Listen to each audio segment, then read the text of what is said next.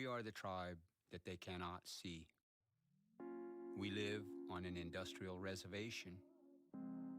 We are the Halusa Nation. We have been called the Indians. We have been called Native American. We have been called hostile. We have been called pagan. We have been called militant. We have been called many names. We are the Halusa Nation. We are the human beings. The callers of names cannot see us, but we can see them. We are the Halusa Nation. Our DNA is of earth and sky. Our DNA is of past and future. We are the Halusa Nation. We are the evolution, the continuation.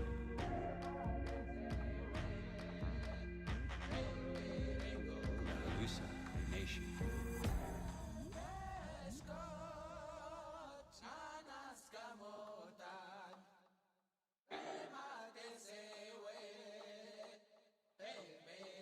The Halusa Nation.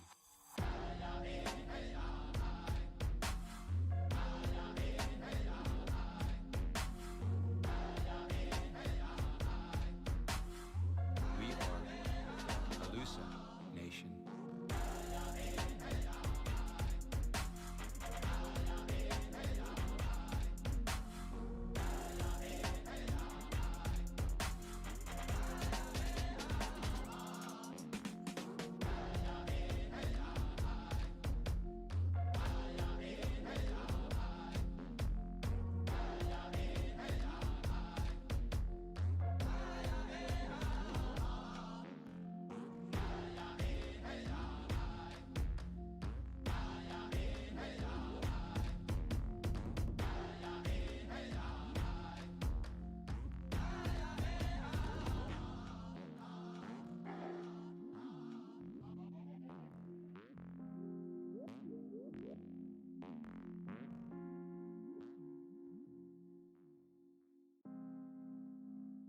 We are the Halusa Nation.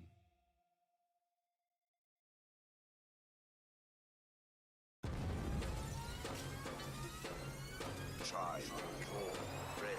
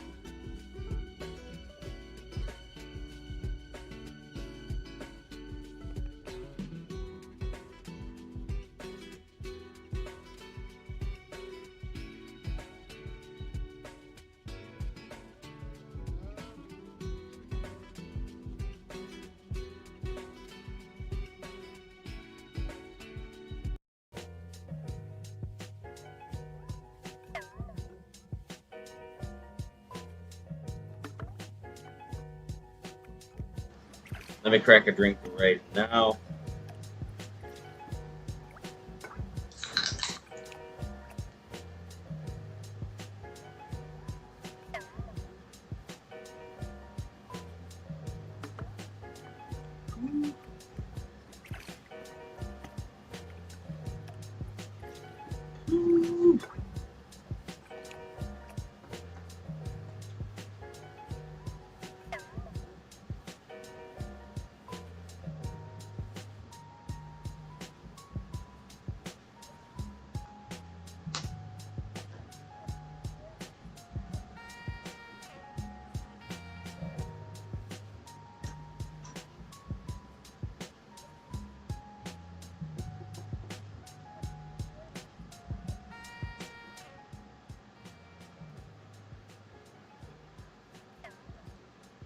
How's that? That should work out pretty good.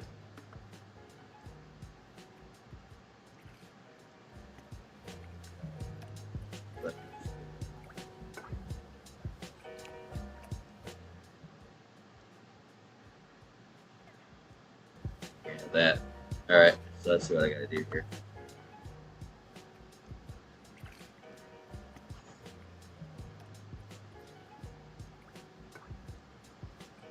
Alright, that's what's up. Let me boost that a little bit more.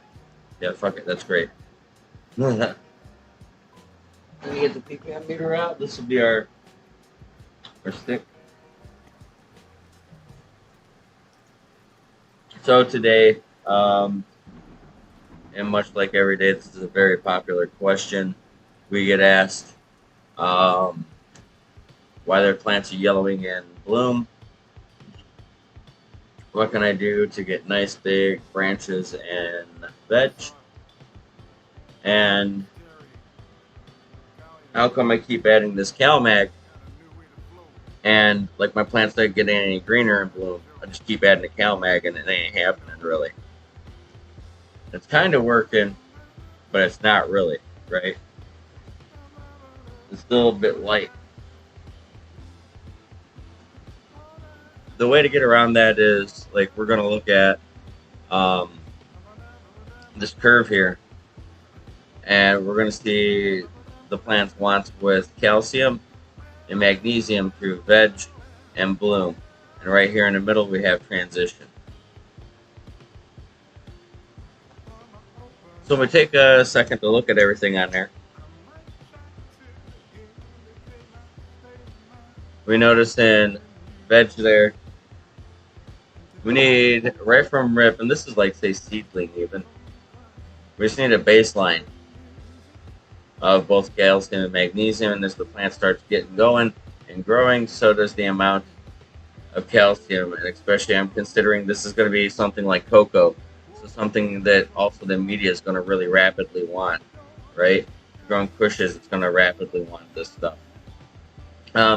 You could argue that I should have started bringing the magnesium up a little bit earlier. I was a little bit conservative there, but for the most part, the amount of CalMag that you're getting in CalMag plus your base is usually enough, right? But sometimes I have to go up on the calcium because the boy just needs it. It's stretching, it's getting a weird leaf twist deal, and it's really packing on flesh when I hit it good, right? I can kind of control the green there with that bottle at that point. So when we get to the middle here in transition, we see that the magnesium is all of a sudden doing a lot more work, and there's going to be two reasons for both of these. You could say the CalMag would go up higher, but I'm assuming you're pretty much ramped up on this stuff. Let me deal with that song. All right, so I'm assuming you've already, you're ramped up with your CalMag, and so now you notice like on your feed charts, normally your sweetener starts kicking in at this point. 5 mils a gallon, 8, 10, whatever it is with your brand. If it's something like, we find one on the rack here. Cutting edge solution, sour D. You're looking at 10 mils a gallon. Something like Bud Candy is going to be like 8. I think Honeycomb is 8, right? It's all over the place depending on brand. So check the bottle out and it'll tell you what's up. And yeah, we'll notice it starts going up, right? Most will tell you to kind of keep on the CalMag there. But really, we're wanting to come off the calcium. And we want to do this on a curve because basically, I'm assuming once this thing's getting here in bloom around week 3, it's out of transition, it's actually blooming. And at this point, around the time that it stops stretching, the roots are done as well. And the need for calcium just kind of goes back, I don't want to say down to baseline, but the need for it has changed now. I don't need it now. The plant's done making branches and everything like that. But what it is doing is it is seeing an increase in wattage usually. Usually, guys are going from T5s or in like forward-looking cases, you get guys on ceramic metal halides that veg, or maybe even vegging under LED as well. And we're talking about those Samsung ones. So whether those are your Flora Luxa, Kavitas, Grower's Choice, etc., etc., etc., HLGs, etc. Those guys, yeah, we're going right. We're going from this baseline, and we're going to go up on water. So just about everybody's doing this, and so it's something to consider as well. This plant's going through a change where now so we're coming off the spring light to this prime summer light. And the whole deal is the spectrum, it usually changes with the case of LED. You just see a static one that just fully spectrum out. But say it's traditional or even just looking at how the sun cycle goes, we start getting more oranges as we go in towards fall. And so as we go through flower, magnesium is doing a double time now. Not only is it still trying to support this green flesh that it's going to have to fuel the rest of the plant through photosynthesis, it's now having to account for the flower mass and growth, and not just the mass, but the hormone, everything that goes along with bloom puts a bigger tax on the solar panels, right? We need to draw more power. The solar panels need to take in more, right? We got more leaves than ever that just sprang up, and they're not all gigantic ones. Some of these are just like medium-sized leaves, but nonetheless, we got like a ton of leaves coming in and everything else. So the demand for magnesium increases. And as we go through flower, we hold steady until about the time we get here to the end towards the flush. Once we get towards the flush, we start coming on pretty much like indefinitely bolting. So like even the base nutrient comes out, right? So all of our source of magnesium and all of our source of calcium goes away and drops off the board. This is usually it just because we're hanging on to it longer than the CalMag, right? And generally speaking, the calcium is going to stick around a little bit longer. So why does this all work out? Because again, we're looking at the fact that calcium is like the thing that makes flesh go. So that's whether that's stems, stalks, leaf matter, the physical structure of roots, all that, right? We could argue silicon, all that other plays a part, but calcium and magnesium is just like your bone structure, right? We need that to make the bones, and so the plant needs this to make the flesh. Then we look at magnesium. We also have to consider, well, magnesium is literally what makes photosynthesis go. This is what makes photosynthesis happen. It needs magnesium to do it. And so as we go through, that's why we see the bump. We see an increase in light, and we also see an increase in demand sheerly from the plant. And that's almost like we're going into a teenager to late teen stage of life here. The demand for food goes up as we grew up. It's really that simple. Getting on this curve is going to mean once I get into bloom, if I was the guy that used to just pump the CalMag, and so sure, if you got cocoa, you're still going to have to need to keep a curve of calcium in there to supplement whatever the cocoa wants. But no, once we get on this curve, every bit of ppm that I'm getting rid of here, coming through this, is ppm that I gain not only back here, but elsewhere that I can put into my solution. I can have better, like, finer gradient control over exactly what I'm feeding. With hobbyist nutrition, there's still not a complete, separation or anything like that. Traditionally, in most agriculture, you see pre-mixed stuff, so it's not like the big guys even do it themselves or mix it up to pour it on their farms. No, they buy it in bags too. So that said, no, like this is pretty much what you get, and so if these are the amount of changes I can make between this set of, like, say, 10, possibly 12 product styles in existence, then I've got to learn how to, make the most of my moments here. So as I'm coming through veg, I need to really focus on giving it enough calcium, right, to really help push like structural growth. Tight noting, and along with something like kelp, we can really keep nodes tight and we can really push growth, right? Nice, vigorous, tight stacks. Conversely, with the magnesium, I know I don't really need it too much in veg. Usually, my base nutrients and other supplements cover that. But as I'm going through flower, I know there's going to be that demand for more production. I'm demanding more from the power grid, right? I'm doubling the plant size, and we tell people this every day at the store. Like, yo, it might not double in size, but it's really safe to expect it because you definitely have things like GMO, blue, etc., that really skyrocket. You have other stuff that really just stays kind of just an even bump. Maybe it gets a third bigger, right? Not too much bigger. Maybe the canopy gets about a half foot around, bigger all the way around. So nothing crazy there. But you definitely have stuff that does. And so we say the safe bet is expect double the growth rate. So even if we look at a third of the growth rate in a spurt and then it just pumps, right? The plant just turns on because this is something that's meant to grow quickly, spread its genetics, and then, die out at the end of the season. And so this is literally the definition of a fast growing annual. Cannabis is nothing more than a dioecious, fast growing phototropic plant. That's it.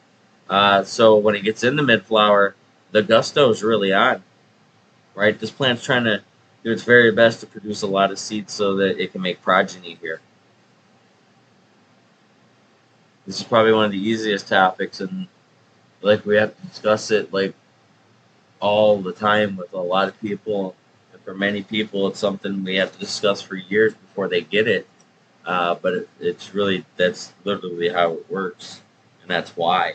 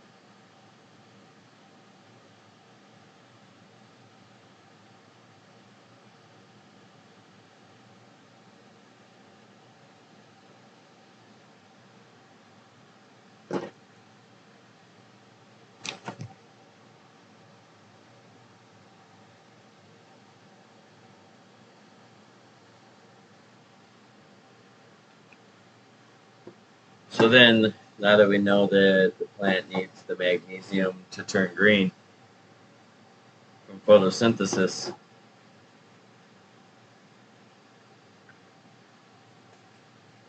we know that going up or down on the sweetener, which will be your magnesium. So again, the sour D, the flora nectar, the bud candy, uh, all of that, Botanicare sweet, honeycomb, like all that. Or say heavy 16's prime, right? It's got like a couple things in there for flour. Uh, if I go up on that and flour and it's not great enough, I can kind of pump that more. I can bump that up, and I'm going to get more of an effect out of it. The ppms out of most sweeteners aren't that crazy. right? It's not designed to have to fire a whole lot at it. So when you're adding it up there, you can get the green fairly easy just by bumping it up a little bit.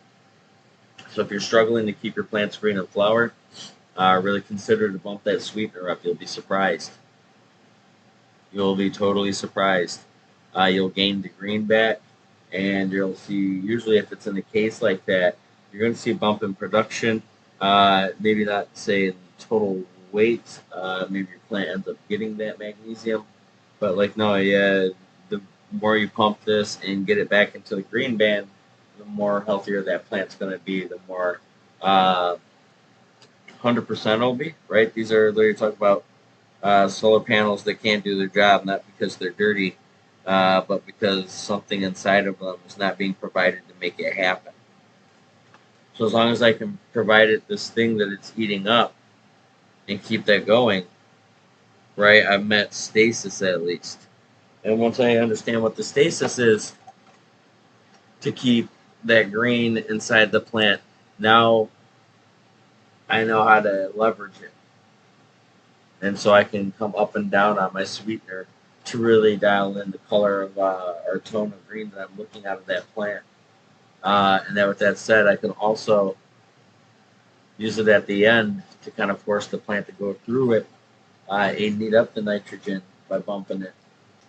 So you end up like you probably should go up on it in most cases if you're struggling with that, and that's going to help you a whole lot in a lot of ways there, and totally come off that CalMag. CalMag's not hardcore PPMs, but they're pretty stiff PPMs, right? It's not like your sweetener where you might get 75 ppm bump off of it if you feed it to label per gallon, whereas CalMag, you're definitely seeing something. In some cases, right around 150 ppm if it's fed at like a teaspoon or 5 mils per gallon, whereas your magnesium is usually sitting around like half of that or even less, maybe 65, 75, right? You got to kind of hit it to get it up towards 75. So that's where that usually stands. It'll kind of vary from brand to brand in concentration. If you got say Advanced Nutrients Sensi CalMag Extra, that's got 4 points of nitrogen in it. And they do that because it really pumps the growth rate, especially in veg. And you got other ones like, say, Elemental from Humboldt Nutrients there. And that one has like no nitrogen in it. And there's stuff like Oily Can and a few others that are nitrogen free. So those are totally out there. For guys that run cocoa, those are great alternatives. The nitrate CalMags that you're not looking for and bloom right. That's a way to calm all that away and still get the calcium the cocoa is going to demand. And usually you'll find that those nitrogen-free ones are usually derived from organic sources. So usually something like sulfur, magnesium is obviously included in that, and usually volcanic ash or something along the lines of that, some sort of clay. So you're getting all kinds of trace minerals with that. So not a bad bargain at all. I think those are probably your two head runners for those kind of CalMags. But you probably see, at least with us, like Botanic Care's CalMag Plus and GH's Cali Magic being perhaps the most popular CalMags out there. And from talking to other workers from other stores, it seems to be the case for the most part where the GH and Botanic Care ones. But for the most part, one of the more purchased CalMags out there.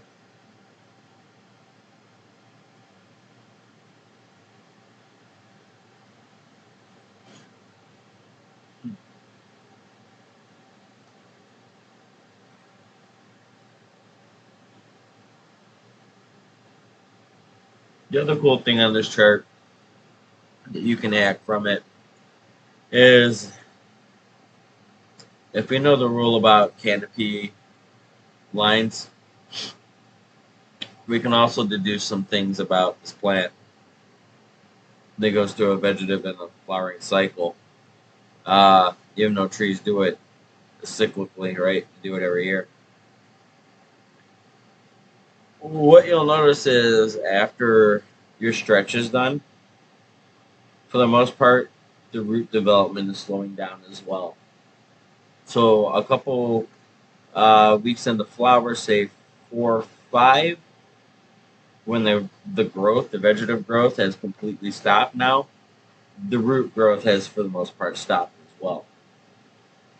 We might be able to trick that into happening through stuff like rapid start, but I'd rather not, right? We're not trying to subtract from flower growth at that point. And again, the narrative there is that cannabis is very much on a moving train. Like if it went by, it went by. So with that said, like if you didn't get your root mass through vegetative stage and in the first formative, say 3-4 weeks of going into 12-12, boy howdy, that's about the bulk of it that you were going to get. So if you miss that, that's just how it's going to be. Um, if you're looking at something like that, maybe you don't repot, or you don't repot as big as you usually would, just so that you can keep your wet dry cycles going. And that's going to be, for at least at me, one of my paramount goals is to always keep this plant in a position where it's wanting to drink and it's wanting to eat.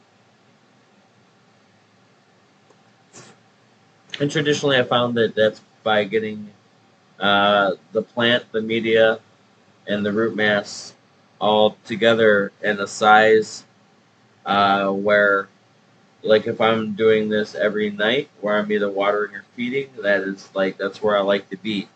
Um, if someone's on more of a busy schedule, that's like every other day is not bad at all. If you can get that plant to get to a spot where it needs to be watered in mid flower every other day, that's pretty great. You can do a lot of great that way. You could get some great weight out of it, some great production. And so you can go 3 days, 4 days where that soil's still staying wet, and that's usually how you're going to see it. It'll be something in like a pro mix or a potted soil or something like that. But even you'll find with stuff like Happy Frog, it's even going to speed up like that. Even with it specifically being a peat moss blend, maybe it dries up quicker. So something like a molasses or cocoa wet will look like an attractive product to kind of help get that soil to wet down. But generally speaking, for cocos, um, or even like hydro, you're looking for your gulp rate to double, right? In hydro, if I know my plants are just chugging that stuff down, it's an easy sell, right? You know the thing's going. But with the media grows, how do we kind of like look at that, right? And so I guess the best way to kind of discern, what the plant's doing as far as like it's bigger in terms of appetite and thirst, is to see how quickly that soil dries out. Now I got to keep in mind if like my conditions in that room, like if that was my humidistat temperature controller or my temperature humidistat reader, if it's saying something like the humidity is like 24% or something like that, then I could probably tell you right now that it's like that humidity is so low that on top of like the plant drinking it, uh, the plant is also giving off a lot of moisture through its leaves and whatnot. Simply by being the air being so dry, it's pulling it off them, much like it pull it off you. Uh, and the soil also dries out quicker for the same reasons. Uh, and that's a way where you're losing all this and you're keeping a lot of nutrition still inside the plant, and you can run into issues of toxicity. So that's something to pay attention about. So if the humidity is so like super low, like you're in a arid climate, like a desert or something, southern west or somewhere, Middle East or something like that, Africa, etc. You can run into conditions where stuff is just stupid dry, or maybe you live in just a stupidly cold snow area, um, or have winters that are really cold and dry. Like here in the Great Lakes area, it's not uncommon for it to drop below 20% inside the room. And you can be in hydro and you're getting it down to 15% some nights if you don't have a humidifier. And that's just how it is. There's no real moisture in the air. It's too cold.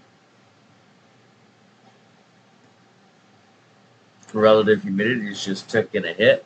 So at that point, you're getting the plant in a position where the moisture is just getting pulled off of it, and it's not necessarily doing it from work and sweating it off. It's just being pulled out of it. So it's not being utilized. It's just getting osmosis off, like kind of like sweat.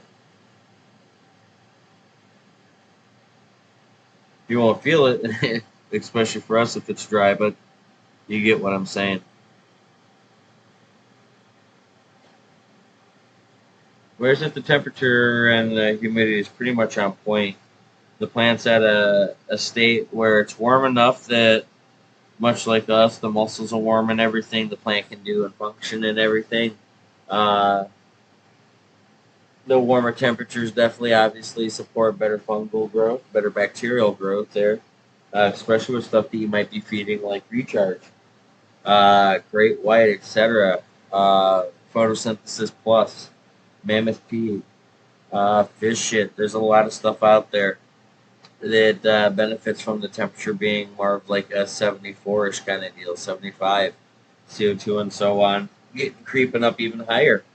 Uh, and then LEDs, right? Big focus has getting canopy temperature up because since these lights don't put as much heat out radiantly, and I guess this has been kind of overlooked, is like, I don't know if it's a manufacturer thing, but even watching a video from Perfect Gardens, which is a channel you guys should definitely check out.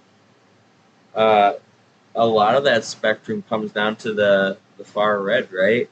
And so, like they explained it, like if you have the wire heaters on the resistive ones that glow that orange, right? They make light, but they make a fuck ton of heat. And that's the spectrum of the lamps that you don't see on the spectrograph on your favorite lamp box there.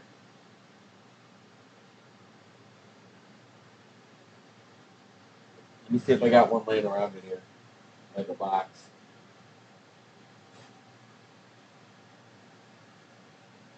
I haven't ran HPS in a while, so I don't know if I do. I usually keep I might have them out somewhere. No, here we go.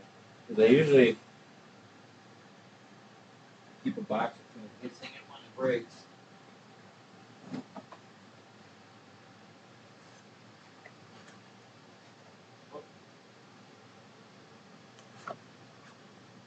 There you go. Right, we see that big old hump in the middle, and that's like green and yellow, a little bit of orange, and then it kind of peters off here towards the right, and that's where the red is. Off to the left is the blues, and apparently, right where it cuts off, and say in this box it says 750 there, but once we get a little bit towards over there, a little bit more, apparently there's a huge spike. That's the heat lamp tech, right? So this isn't like a section to bash on the HPS, but rather maybe even a positive for it in this sense. The reason LED growers are having problems that way is because the canopy is staying too cold. The canopy is in that 74. The room's at 74 or whatever, 80, whatever the heck it is. It's the fact that the canopy is so darn cold. There's no radiant heat coming off of it like you'd want, to be honest. I'm not saying you want some inefficiency, but the canopy is just not getting as warm as it does on an HPS. So that's why guys are seeing a difference there.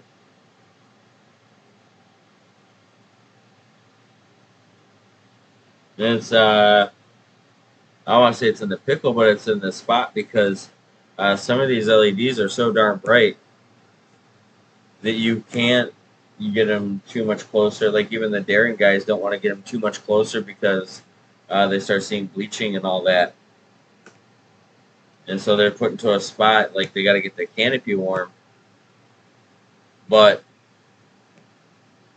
At the same time, they can't get that LED too close because it's so intense. You end up bleaching the light or bleaching the plant there. So that's something apparently that's getting talked about a whole lot there, and I think that was, or was it Grow Mouse actually? No, yeah, that was Grow Mouse. That was on Dude Grows. That was on Dude Grows actually. I'm sorry about that. That's one of the more recent episodes. This is 9/9 right now, so September 9th, 2021. So this was episode either today or just a few days ago, so it's fairly recent. That was a really good watch. And I was, especially for someone that really digged his videos, at least or Grow Mouse's videos, right? I really liked them. Uh, the builds were awesome, right? He even had the packages. To see him working for HLG, that's great. You like to see someone from the community end up into a position where what they were doing was a real thing, right? And I don't want to say like the guy that first did the DWC or the Hempy bucket or something like that, but kind of like that, right? Um, he was taking these DIY LEDs and they were smashing. All right, great little kits. And so you see the quantum boards and all that kind of tech, right? That's where it's at, right? You could totally have ag companies that come in or like grow shops that come in and literally build these lights out for you.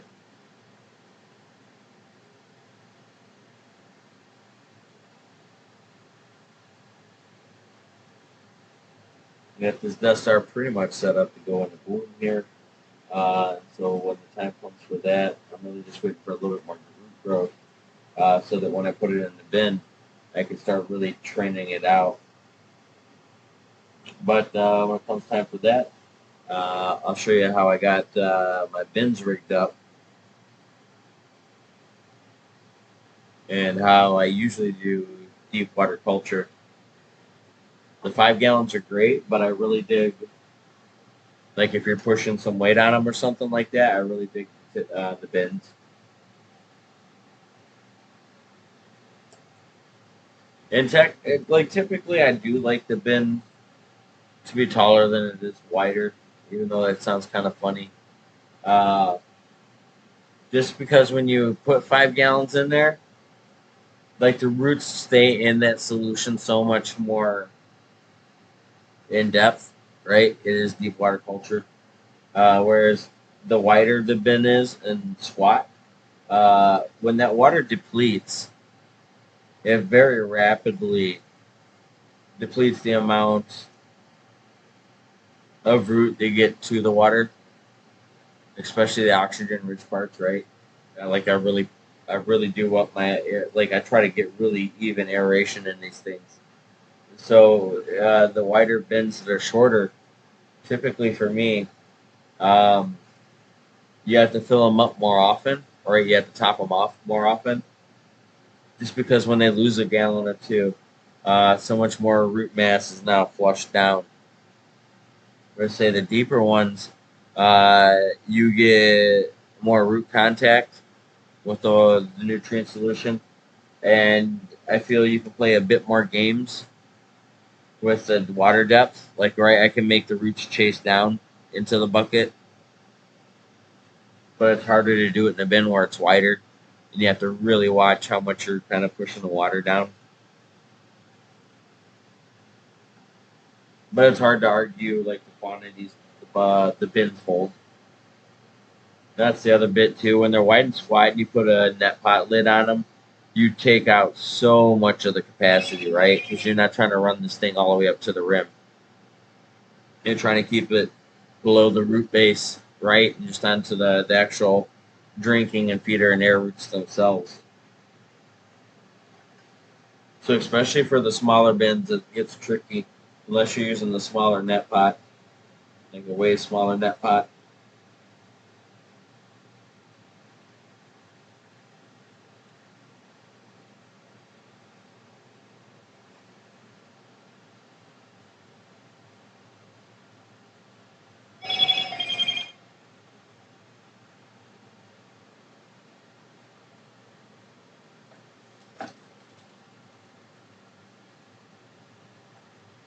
It's going to be like part of the goal too. We're going to be running like monocrop nest there. We're going to have this kind of split up a little bit because I have to get a couple more bins. The ones I'm looking for, I have to keep making visits for because I want these ones in particular.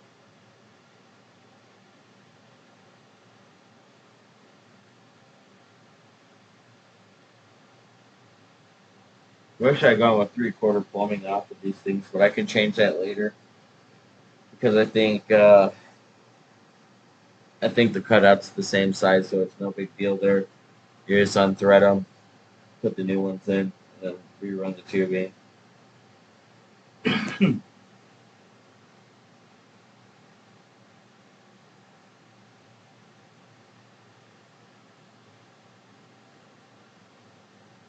And it's going to work like recycling, or recirculating DWC kind of here.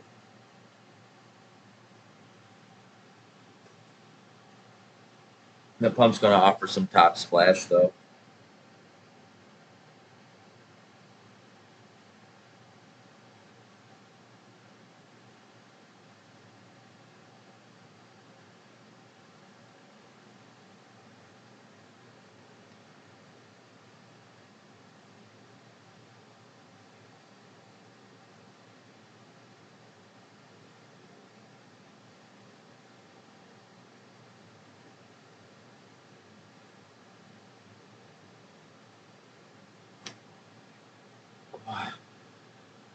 That's supposed to be part of the other two. Like when I'm going over the buckets too, I'll show you how I zip tie them.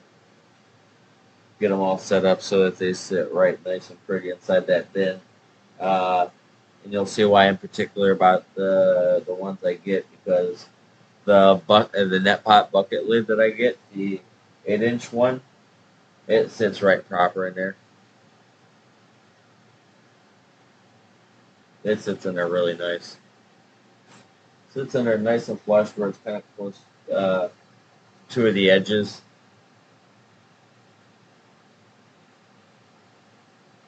I tried putting it with a bias on one side so it's easier to like water and all that, but like no, this made it a pain in the ass in other ways.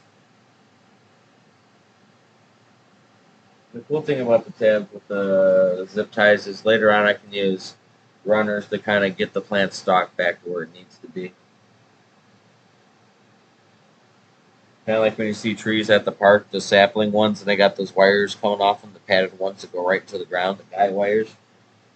Like, or even on the telephone poles, right, the power poles. You'll see like those wires coming down from them that spike into the ground. Those are meant to help correct and keep that boy, shoot straight up where you want it.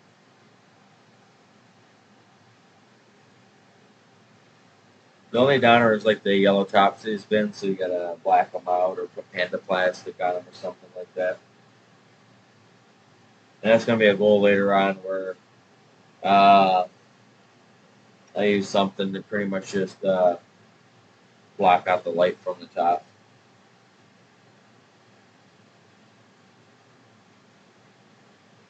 This one wasn't gonna be long.